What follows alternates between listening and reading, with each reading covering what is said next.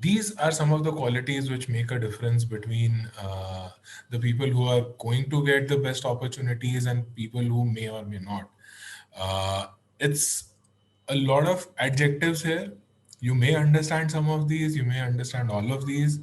Either way, it's okay. I'm going to take 5 minutes, 10 minutes to just talk about this, touch upon this really quickly, and assure you, irrespective of where you are in your journey on any of these particular parameters, you have the opportunity to build them up. These are not qualities which we are asking you to bring in at 100%. You have to bring in some element of it, like adaptability or open-mindedness or discipline. If you don't want to bring in any and say that Masai school will get me the results, it will not happen. But if you have a certain level of it, the rest of it you can build with us in this journey over the next 30 weeks. So what is adaptability? I think doesn't need much of an explanation. Very, very simple. That you don't have as much of a fixed mindset or a fixed thinking. You are much more open to respond to the situation as it is rather than complaining and whining or hoping and wishing, why is it not this way? I wish it were that way. I wish it were this way. No, it's simply about that, irrespective of what are the cards I'm being dealt, I am willing to play my hand and then work accordingly because life is like that. Discipline, again, very, very simple. There is very little success that one can get without discipline. That's my opinion. That's also my experience. You could possibly get a fluke of a success. To get continuous success without discipline is impossible. How are you going to get continuous success? Over the next 30 weeks, you are going to learn stuff which people learn maybe in a year and a half of a job, or in a really amazing college with a 4-year degree. So it will take a lot of discipline. There will be days when you will feel like giving up, when you will feel lazy, when you'll want to sleep, when you'll want to give up on the assignments and so on and so forth. But how do you follow through on that? What is your commitment over there? How disciplined are in you in your approach? Do you believe that the first important part is me showing up, and then what happens? If that is the case, you're likely to get better results. Proactiveness. Proactiveness is one of the most important qualities, if not the most important quality, that you can display for success in life, in my opinion, not just at Masai School, not just during placements. Proactiveness is basically, are you sitting and waiting for things to happen? Or are you making things happen? Are you waiting for somebody to tell you that you should do this practice, or if you've gotten done that, should I take up the optional problems or the bonus questions? Are you the one who's engaging with the TAs, with the IAs, with the faculty, with the placement team, with the ops team, or are you just waiting for them? Are you the one who comes in at the end of it and says, "But sir, nobody told me"? Sure, valid. But if you're going to be in that latter category, then you're most likely going to miss out on a lot because, again, remember meritocracy, right? So whoever is asking more questions is definitely bound to get more answers. The quality of questions is also very important. You can't just copy paste one question and repeat it 30 times and be like, "Sir, I'm asking, I'm very proactive." Doesn't help. Proactiveness also doesn't mean coming to the placements team and at the end of it be like, I am talking to these guys a lot, I am being nice to them, and I am connected with them, I'm engaging with them daily. Sir, what is happening on placements? Ma'am, what is happening on placements? And that is proactive. No, those are signaling things which people try. Maybe that works in the college TPOs where people have need an ego massage. That's not the case here. Proactiveness means what is the action that you're taking with all of these things? What is the kind of thought you're putting in from your side without having been asked to in the first place? And the next word, enthusiasm, will get connected with this. One of the biggest qualities companies look for when they're hiring a fresher is the kind of energy and enthusiasm they will bring to the company. Typically, you will see people with 10 years, 15 years, 20 years of experience in the industry will look a little more tired. They will look a little more jaded, maybe not as bubbling with energy as the fresher, because this guy is just about to, and again, I'm using the word fresher to say somebody who's getting into their first relevant job. Fresher doesn't mean straight out of college. In our context, fresher simply means first job. So, somebody who's much more excited about it. And if you don't have that, which is what companies are looking for, you're going to miss out on that. If you don't have this in the curriculum, you're probably going to miss out on a lot of things, because it's the quality of effort that you will put in which is decided by this part. If you're enthusiastic, your quality of effort will be high. Your ability to deal with challenges will be high. Your ability to deal with unknown things will be high. But if you're not enthusiastic, it is likely that you will give up on the first challenge, your first chance of breakdown. And that's not great. That is not what companies look for in entry level developers. And therefore, then next comes resilience, because once you have enthusiasm, you have the excitement to start and get going. Are you resilient in the face of challenges, or are you going to back down? Resilience and actually the next word are actually connected. So resilience is going to be more about your ability to deal with unknowns, the ability to deal with challenges, whereas perseverance is going to be your ability to stick through the challenges even if you're not getting the results. Can you persevere through challenge after challenge even if there is failures? If you're given a problem solving session, uh, are you going to give up? You tried, resilient, but you can't persevere through it. That's also a question mark. Again, I'm not saying all of these things to scare you guys. It's very simple. These are qualities which all of us have, maybe 1 on 10, maybe 10 on 10. Uh, Wherever you are, most likely you won't have 10 on 10 on everything. Like I said, at Masai School, you have the opportunity to develop all of these qualities. You have the opportunity to build all of these things, because at Masai School, teaching coding is only one aspect of it. How our curriculum is structured, the 996 part, will build discipline into it, because you have to come to daily scrum. You have to stick to your attendance. If you don't stick to your attendance, you can't continue at Masai School. So your discipline is going to get built. Your resilience, your perseverance is going to get built, because you will be thrown a lot of challenges. If you're doing well, then you will continue to get harder and harder challenges, because life is like that. And similarly for all the other qualities.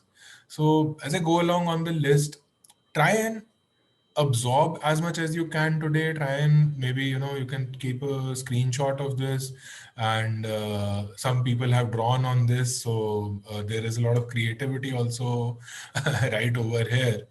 But you can probably keep a screenshot or something with you, just to just as a reminder to yourself, or make a note of it, whatever works better for you. So yeah, as I said, moving along on the list, integrity, a very very important quality. It's covered in our code of conduct in a way that you at Masai School are not allowed to copy code. You should not indulge in plagiarism. You should not be either a code taker or a code giver. You do not want to do that. Again, we are not looking at a certificate or a degree which will get you entry into the door somewhere and then you will figure out what to do on the job. No. The paradigm at Masai School is that you will get the skill set here, which will therefore get you the job. Like Maruti was saying yesterday, that people get into the job and then they take a few weeks or a few months to learn. But Masai people are actually much more deployable. That also means that's the expectation in the industry. So for you to actually develop those skills, you will need to have a high level of integrity. Because some days just talking to your friend and saying, "Ki, listen, tell me how you did it, or just give me your code, I will copy it, change some things." Nobody will know. This is where integrity comes in. Are you going to show integrity at that time, or are you going to take the shortcuts? If you will take the shortcuts, if you will take that, so to speak, wrong path, you will face a lot of challenges both at Masai and in your career. Integrity is also not just honesty, but integrity has also got another meaning to it, which is, if I said something, I will do it. And that is one of the important things. At Masai, you will be a student. But when you come to placements, you will be an aspiring professional who is soon going into the industry. Now, the question is, can we trust this person's word? If he is saying that I will do X task by Y date, will he follow through? Will that quality of work be upheld? Can we rely on this person? Can we give them the access to our code and the databases and everything? A lot of questions come into play with it. So integrity is one part, is basically the honesty, the ethics of it. The second part of it is basically your conduct in life. If you say something, are you going to follow through on it or not? If not, you are going to again see a lot of breakdowns. It is okay to face a challenge and reach out and say, look, I'm not able to figure this out, can you help me? I'm not able to get started on this, can you point me in the right direction? Or I thought that I can finish this by the 30th of July, but it seems like it'll take me 2 additional days. So I want to speak to you in advance and see if that is okay. And not wait till 30th of July. And when you ask me, where is the project? No, I was not able to do it. Why? Because this happened, that happened. This means no excuses. This means that additional effort that you have to take. Again, all of these qualities you'll see will tie up, because how will you be able to come to me and say that, Ankur, maybe this project is not going to be delivered on time? Because you're proactively thinking about it. You are owning that timeline. You have the discipline in your thinking, and then you have the integrity to say, look, this is the situation, there may be a breakdown, your work may be affected by it, so is it okay if this happens? If not, can you help me with additional resources or direction or something? So have a conversation. Like I said, you guys are going to be professional. 7 months are going to fly. While you are here, it will feel like a long period of time, but 7 months fly, and you will be in the industry, and these things are expected. The next bit, mindfulness. Again, something which will be connected to all of these things. How would you be able to say that whether this thing is working, not working, my plan is working, failed, I'm not able to understand it if you're not mindful? If you are just reactive and not much more self aware, not much more present in the moment, it's going to be very difficult for you to plan. It is going to be very difficult for you to, uh, you know, be that 1 or 2 steps ahead of the curve rather than behind the curve. So, very simple quality. How do you develop it? Is while you are at work, try and keep your phones away, try and keep the distractions away. It's very easy to be half here, half there in today's day and age. Be present in what you're doing. Try to give it some conscious thought. Build that kind of rigor in your behavior, which will then lead to mindfulness. It's not something that you need to sit under a tree and meditate, and I will get some kind of a breakthrough and I will achieve a state of mindfulness. It's We are talking about the things which are required in a corporate working life, and these are very easily achieved within the work requirements you will have. You don't need to go out and do new things. Last two, open-mindedness. I don't think I need to explain it a lot, but I will give a few examples. A lot of you would have come in thinking it should be this way, it should be that way. Even this session, a lot of you may be wondering, you tell me how much money will I get in 7 months, and then I will figure out other things. You can come in with all sorts of thoughts. And obviously, I'm taking extreme examples to illustrate a point, uh, which is that be open minded to different things which may come your way. Uh, you are the person who's going to execute. Like again, Maruti was also saying yesterday, somebody with 12 years of experience, CTO of a company, that initially it will be about maybe at best building one feature, not a product. But if once you can do that also, it's an amazing thing. Now you may have come in thinking, oh, I will basically go into companies and build products and I will basically do that entire thing. And people are disappointed by that. Similarly, people are disappointed because open-mindedness is tied in with expectations. So the more open you are towards it, with one clarity, I wish to become a software developer, I'm willing to work hard. Masai has the framework from day one till the time you are placed, and potentially even after that. Because this is what we do, this is something we know. We have the framework, but it only works if you're open minded. If you ask me a question and I give you the answer, you're most likely to accept it. I don't want to come and give you GAN if you don't want that answer. Very, very simple. So, again, I can hope that all of you are here by choice. I can hope that all of you are here listening to this because you want to pick up these things and you want to build on it and you want successful placements. And the last but not the least is accountability. Accountability is the bigger brother of responsibility. Responsibility says, I've been given this task. I will try to do it and we'll see what happens.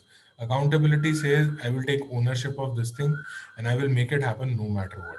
Very simple, very little difference, but it's a very significant difference. Bigger brother of responsibility, which means that there is a little shift in mindset. You're still taking the responsibility, but with ownership of it. So if you add that, then you basically have working with accountability. So these are some of the qualities which I have seen across the hundreds of people who have gone through Masai school, and I'm fairly confident it'll remain the same even when it is thousands of people and 5 years later, because these are fundamental human qualities which are required to be a successful working professional and very specific to your profession, which is software development, because some of these may be a little less important, more important in a different role. So this is something which we have looked back at the people who've made it, who've got the maximum success, and people who didn't make it, what were they missing? And that's where we've come out at this list.